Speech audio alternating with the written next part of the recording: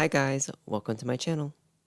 May has come and gone, and now it's time to talk about what I read during the month. We've got a 4-star book, a 1-star book, and even a 0-star book. Ooh. So let's get into it. And if you enjoy this video, then please like and subscribe to my channel. Thank you! The first book that I read during May was Ugly Love by Colleen Hoover. This is an adult romance about these two people, Tate and Miles, and their love story. Tate's POV follows present day as her and Miles enter a friends with benefits arrangement, but immediately catch feelings and then slowly work towards admitting to each other that they want to be together. While Miles's POV takes place several years ago when him and his stepsister Rachel get in a relationship and become parents. Yes, you heard that right. And how the situation made him the scarred man, scared to love anyone that we see in the present day. If you like terrible writing, the I can fix him trope, and traditional gender ideas masquerading as being progressive, then this book is for you. I gave it a 1-star, but honestly, if I could rate this as a 0-star, I would, because it's just that horrible. This is literally like one of the worst books that I've ever read. It's literally 0 stars for me. I have a whole video coming up about this book that was already supposed to be out but got delayed. But basically, in summary, I hated everything. The plot sucked, the character sucked, the relationship sucked, the 10 million sex scenes sucked, the writing sucked, everything sucked about this thing. I do not understand why so many people like Coho's work, but I perfectly understand why so many people dislike her work. Let's move on. Next, I read The Wicked King by Holly Black. This is a young adult fantasy and the second book in the Folk of the Air series. Taking place a few months after the Cruel Prince, we're following the main character Jude as she is wrestling the power of politics in the land of Fairy.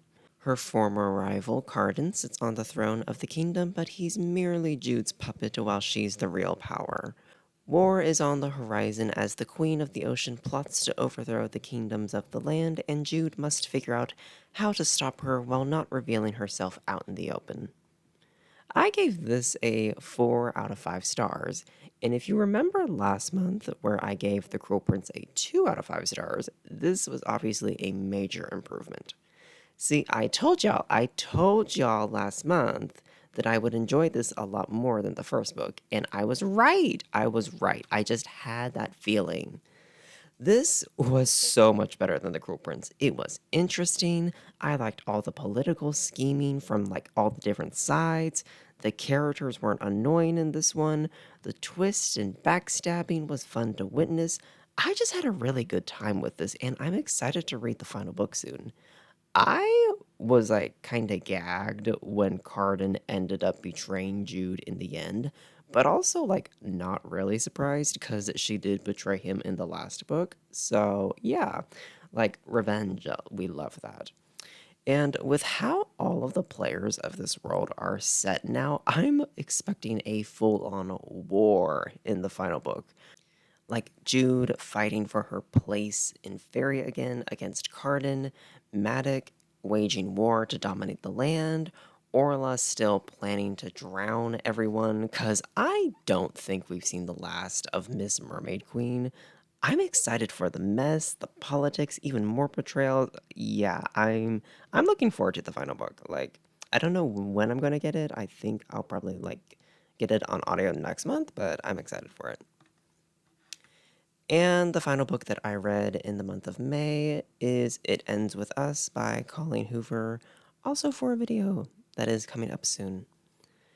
What is this about? This is classified as a young adult contemporary romance, which, interesting. Anyway, it's the first book in the It Ends With Us series and is about this woman, Lily Blossom Bloom, who loves to garden and owns a flower shop, who gets into an abusive relationship with this guy named Ryle, It follows her as she navigates the complicated feelings that victims of domestic abuse experience and how she eventually breaks the cycle of generational abuse. I gave this a 1 out of 5 stars. It was leagues better than Ugly Love, I'll say that, but that doesn't mean it was good. I was actually thinking of giving this like a 2 or maybe like a low 3 stars until I read the ending and immediately dropped it back down to a 1 star. Like I had it at a 1 star in the beginning, and then like for the middle, I was thinking of like, oh, 2, maybe 3, and then the ending happened and I was like, okay, no, we're back down to 1 star. Okay, I'm working on a whole video for this one also, so I'll save most of my thoughts for that. But in short, the positives are that the writing isn't as bad as Ugly Love. Not every character is unbearable 24/7. There were moments that I genuinely liked and thought were kind of interesting, like when Lily is like dealing with her emotions and like thoughts and like trying to navigate how to move forward when the abuse is happening, how to move forward with her life and how to like get out of that situation and just like kind of like navigating all of that stuff. Like, yeah, the negatives are that the ending is trash.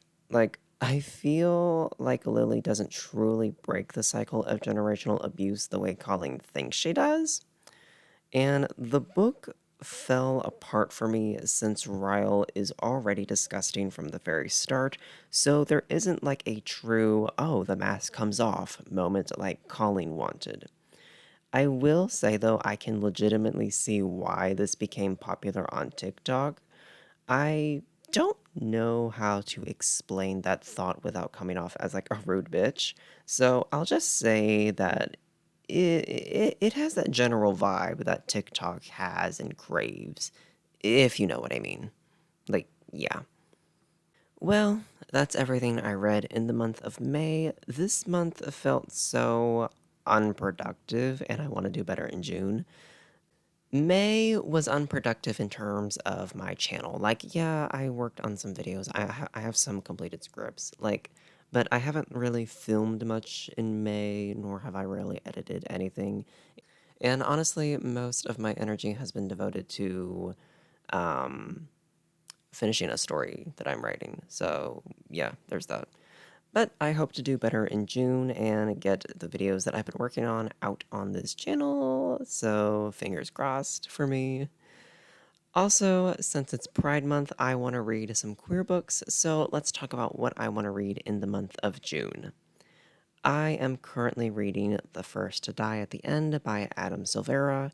It's the prequel to They Both Die at the End, which I absolutely loved. It was one of my favorite books last year.